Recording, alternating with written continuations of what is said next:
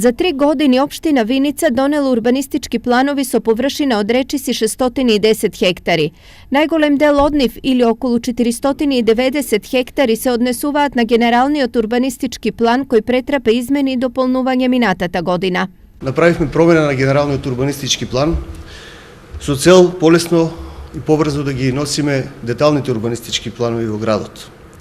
Така да овој период се донесени неколку детални урбанистички планови, а повеќе и позначајни се во тек и ќе бидат наскоро донесени. Најмногу детални урбанистички планови Виница има донесено во 2013 година со вкупна површина од 100 хектари.